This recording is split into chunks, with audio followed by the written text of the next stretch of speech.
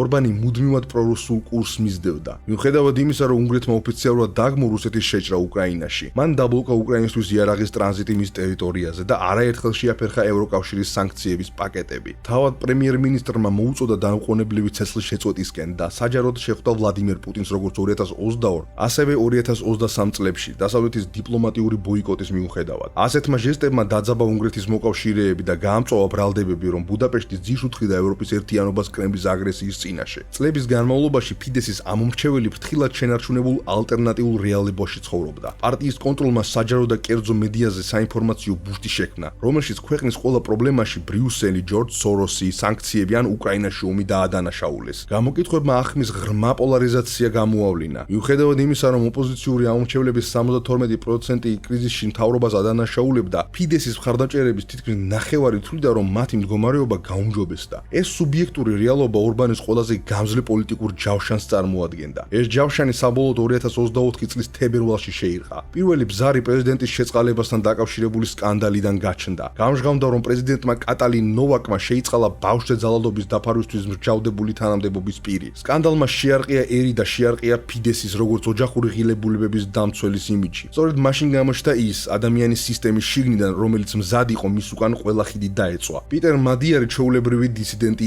არ იყო. ის სისტემის ადამიანი იყო, იურისტი, დიპლომატი, სახელმწიფო კომპანიების უფროსი, აღმასრულებელი დირექტორი და განსაკუთრებით იუსტიციის მინისტრ იუდას ვარგას ყოფილი ქმარი. ნამდვილი ფიდესის ინსაიდერი, რომელმაც იცოდა ეროვნული თანამშრომლობის სისტემის ყველა დეტალი და საიდუმლო. ამიტომ, როდესაც პრეზიდენტის შეწყალების სკანდალის პიკზე მან საჯაროდ დატოვა ყველა თანამდებობა და ომი გამოუცხადა რეჟიმს, მის ხმას ისეთი წონა ჰქონდა, რომელსაც ცოტას შეეძლო შედარებოდა. ის უბრალოდ კიდევ ერთი ოპოზიციური პოლიტიკოსი არ იყო. მისი როგორც შიგნიდან გამოსული ადამიანის სტატუსი მას ანიჭებდა იმას, რაც ორბანის ოპონენტებს დიდი ხანია აკლდათ, სანდოობას. მილიონობით უნგრელისთვის მადიარი არამხოლოდ აკრიტიკებდა კორუფციას, არამედ ის მას პირადი გამოცდილებიდან ამხელდა. ის საუბრობდა არა როგორც თეორეტიკოსი, არამედ როგორც მონაწილე, რომელმაც გადაწყვიტა დუმილის კოდექსის დარღვევა. მადიარმა სწრაფად იმოქმედა. ახალი მოძრაობის ნულიდან დაარსების ნაცვლად მან პატარა არსებული ცენტრისტული პარტია ტისა, პატივისცემისა და თავისუფლების პარტია ჩაიბარა და ის პოლიტიკური რევოლუციის იარაღად აქცია. მისი პროგრამა პრაგმატული და საარსებო საკითხებზე ორიენტირებული პირდაპირ ფიდესის ყველაზე სუსტ წერტილებს ურტყამდა.